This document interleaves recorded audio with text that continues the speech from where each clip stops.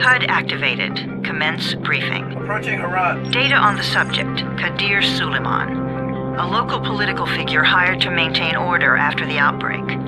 His brother Hassan died in a disease-related incident before we were able to evacuate him. Suleiman blamed the GRE for Hassan's death. He stole a highly sensitive file which became his bargaining chip against the GRE, with instructions to publicize it if anything happened to him. Data on the subject, the stolen file. Jump in 10 seconds. It details the incomplete process of synthesizing a cure for the virus. If implemented in its current state, the produced substance may be extremely toxic. Now. Also, the file contains full description of the virion structure. Any attempt to use it would result in countless lives lost. It must be recovered. Further information, current status. Suleiman sent the file to an associate unknown to us, with instructions to publicize it at his command at any time. To counter that, we instituted a citywide communication jam, preventing him from publicizing the file. Your GRE-issued radio can overcome that jamming. It is your lifeline. Do not lose it. Suleiman has since gone underground and begun using a different name. We have reason to believe he now leads one of the two main factions operating within the city. You are to find Suleiman and locate the stolen file in order to save mankind from a disaster of unprecedented proportions.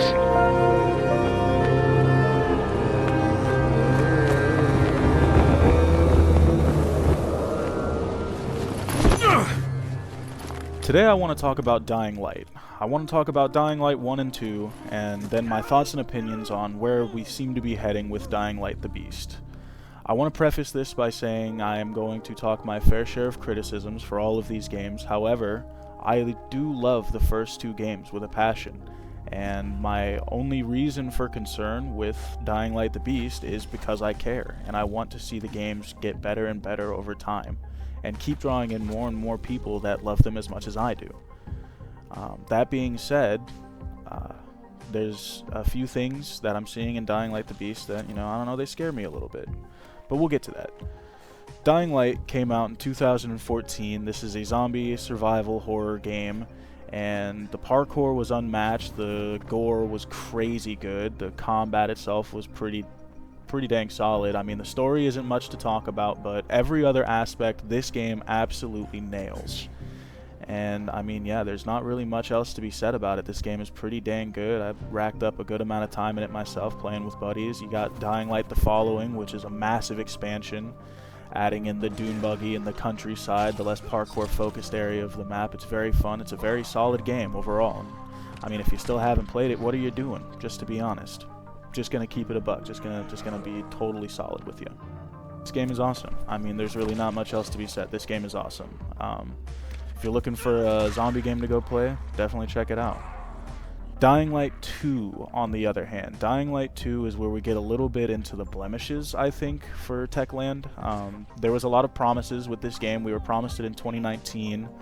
A big, giant, open zombie game with branching paths, and, your choices matter, and you shape the city.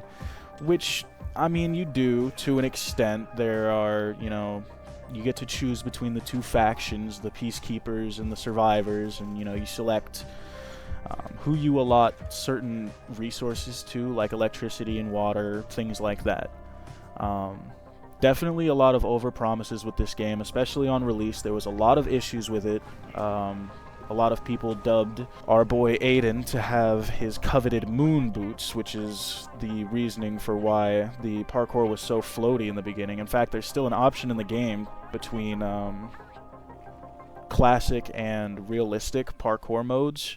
I recommend realistic. I think it's on by default, but if you want to experience the legacy version of flying, basically, then, more power to you.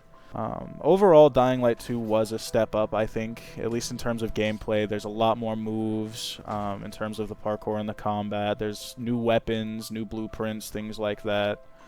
The game was definitely very solid, again, in terms of gameplay. The story, the difference with the story in this one is it's less to write home about, and I don't know, they really wanted to focus on the story, and you could tell they definitely put time into it. But I don't know, it kind of falls flat, especially in Vincenzo's dad in the beginning. I forget his name, Alberto.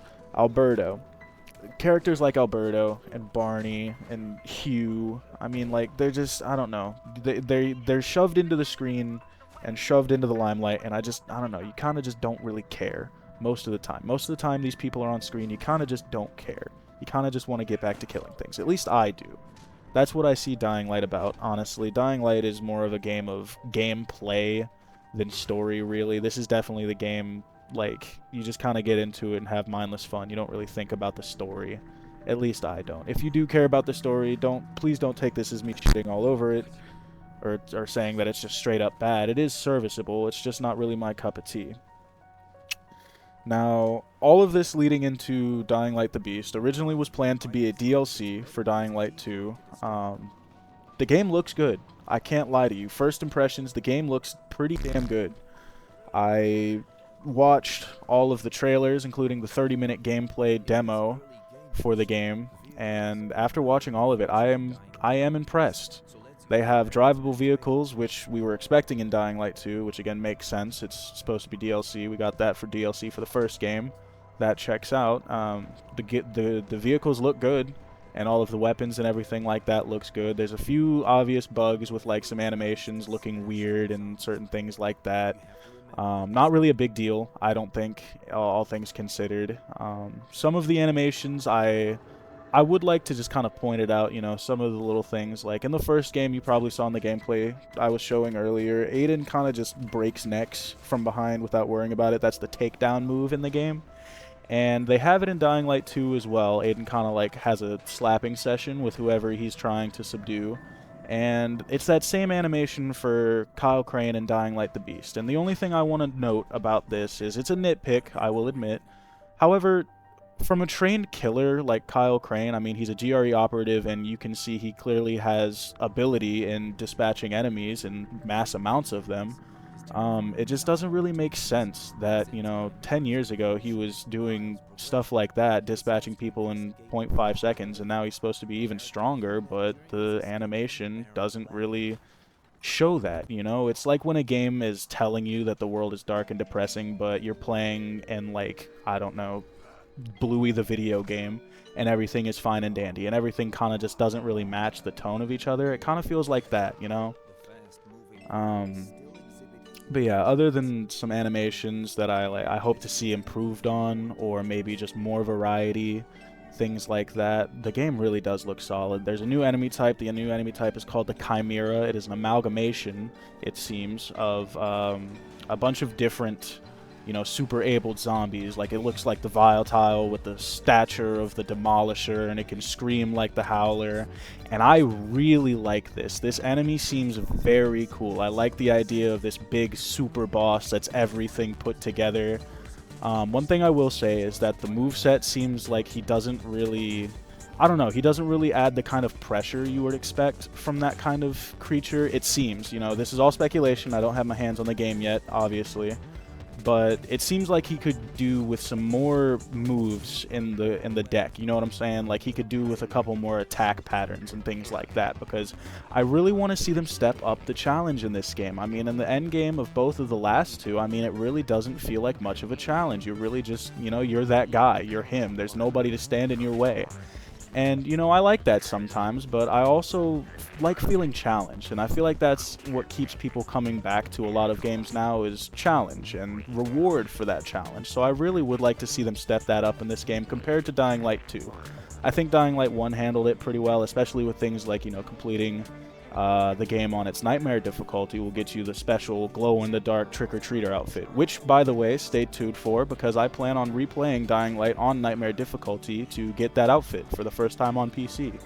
And I will be doing the same with Dying Light 2 once I finish it on PC as well, so stay tuned for those.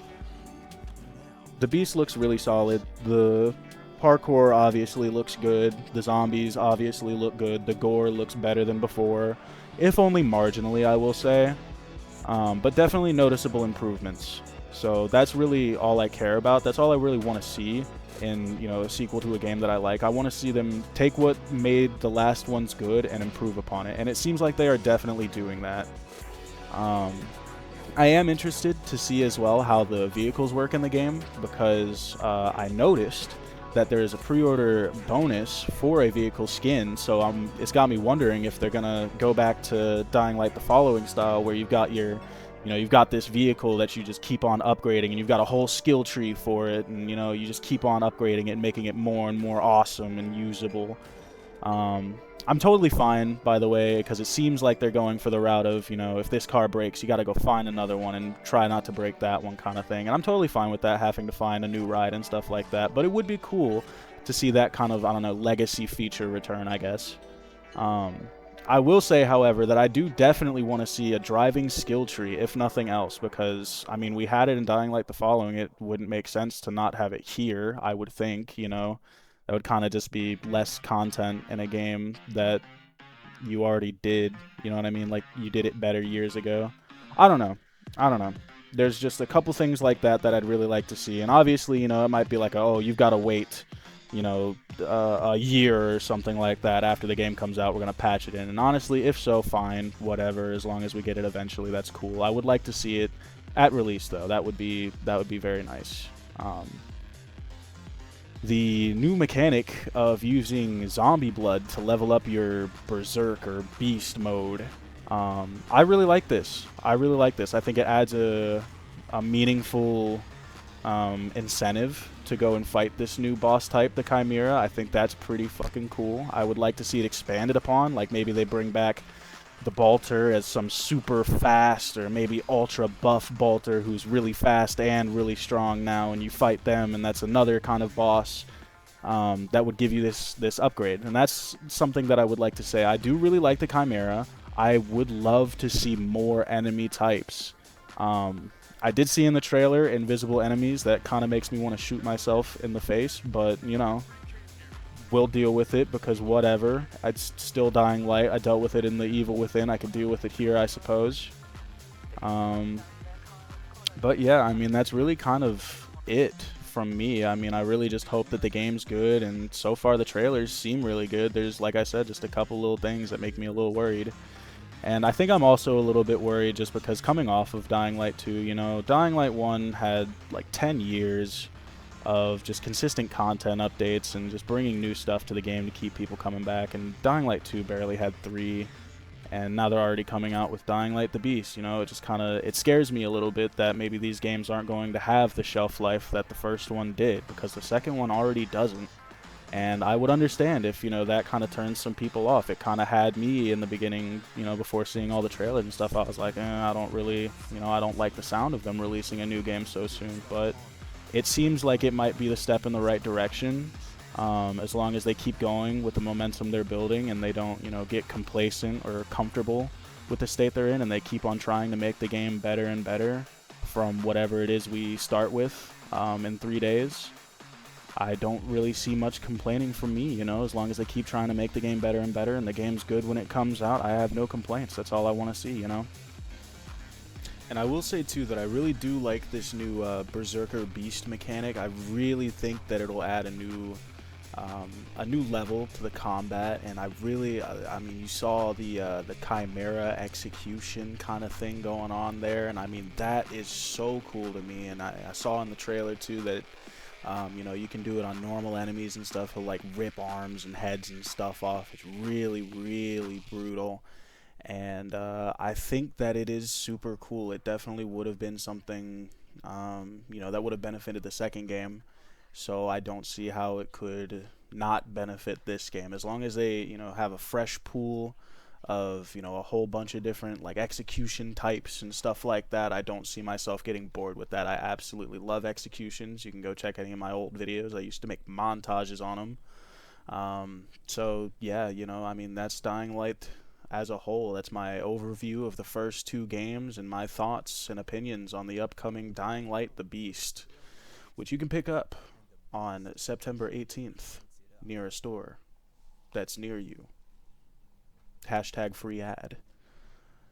If you made it this far in the video, I do want to say thank you, seriously thank you, for stopping by and just listening to me rant about these games. I really do love them, and I figured I want to do YouTube, so, I might as well kind of just get it going with something that I love and appreciate and share it with anybody that's willing to listen.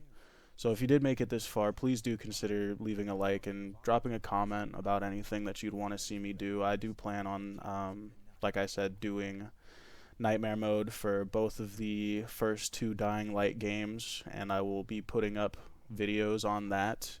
I plan on playing like Sons of the Forest for the channel here soon, and a lot of fun things coming this way, so stay tuned. And like I said, please drop comments and stuff like that on what you want to see. Yeah, that's about it from me. Till next time.